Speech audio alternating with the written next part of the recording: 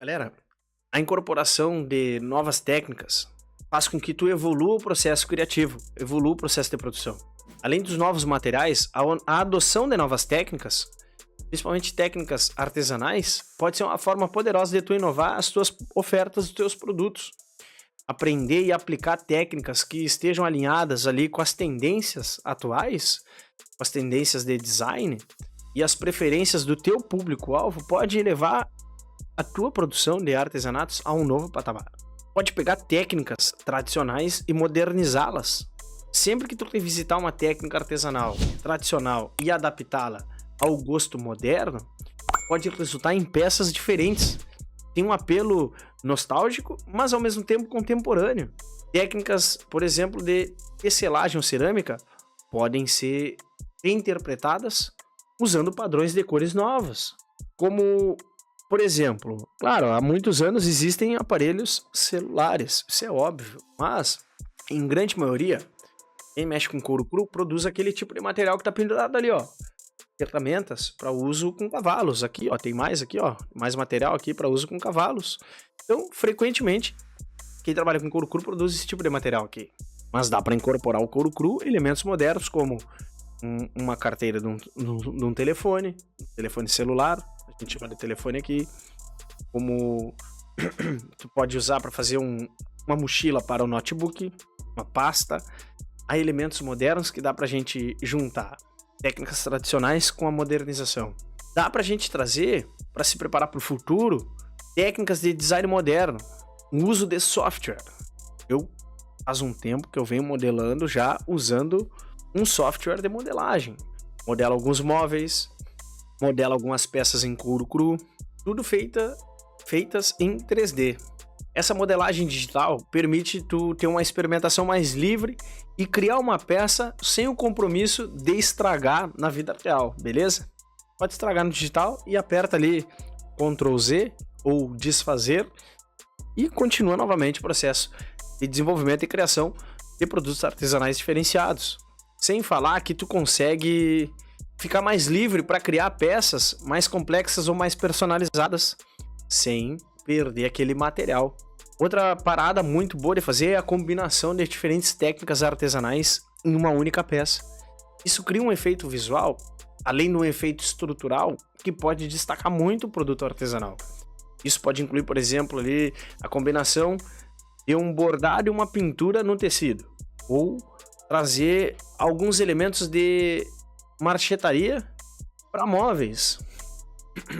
Se tu trabalha lá com cerâmicas, pode experimentar uma técnica de cerâmica que é a queima no forno, né? Que é smoke firing, para te poder dar as tuas peças de cerâmica um acabamento único. E tu pode trazer técnicas da marcenaria para fazer as bases em madeira para te personalizar ainda mais as tuas peças de cerâmica. Funciona muito bem combinar peças. A gente que mesmo combina peças, galera. Eu faço alguma coisa de móveis, eu treino algumas coisas de móveis porque eu gosto. Pra mim é Olha que danado isso, né? O meu hobby é produzir mais artesanato. Esse é o meu hobby. Você acabou de assistir um trecho incrível, não é mesmo? Mas esse é apenas um pedacinho que rolou na live passada. Assista os episódios completos do podcast 5 em 30, toda terça às 8h01 da noite, onde a gente explora ideias como a desse corte, só que com mais profundidade. Não perca essa oportunidade de expandir o teu conhecimento, tendo um impacto positivo no teu negócio artesanal. Então, agora mesmo anota aí na tua agenda, terça-feira que vem, às 20h01, ou seja, às 8h01 da noite, anota aí e eu te vejo por lá. E agora, um bom vídeo para ti. Assim, ó, indiscutivelmente, o artesão em couros, ele tende, eu sei que eu sou suspeito a falar isso para vocês, beleza? Mas ele tende a ser um dos artesãos mais completos.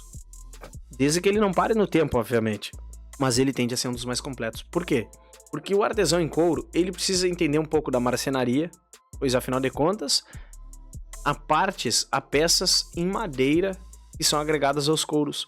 Por exemplo, um açoite para se trabalhar com os animais, um rebenque, ele usa muitas vezes um cabo em madeira. Então ele precisa saber a graduação das lixas.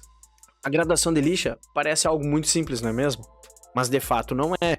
A gente, como marceneiro, entre aspas, aquele 20% marceneiro, 20% serralheiro, o artesão em couros tem que ser. 20% ferreiro, ele precisa ser. Mais 20% cuteleiro. Galera, 40% do tempo, o artesão em couro, ele é artesão em couro. 20% ele é marceneiro, 20% ele é cuteleiro, 20% ele é ferreiro. Então 100% do tempo do artesão em couro é mexendo com outros artesanatos também. O André tá falando ali, ó, na cutelaria muito presente a variedade de técnicas e materiais. Também o aço, madeira, ossos, chifres, couro, argila, sintéticos e muitos. Verdade, André, é muito versátil, não tinha parado para observar esse ponto de vista. É que realmente meu foco não é único e exclusivamente ao couro e eu estou sempre aberto. Vou trazer esse exemplo nas próximas lives, André. Obrigado pela ajuda aí, beleza? Mas galera, há elementos de madeira, como eu havia falado para vocês, que estão presentes nos couros. E além do elemento de madeira, há técnicas mistas, né? Há os elementos em metal, um polimento.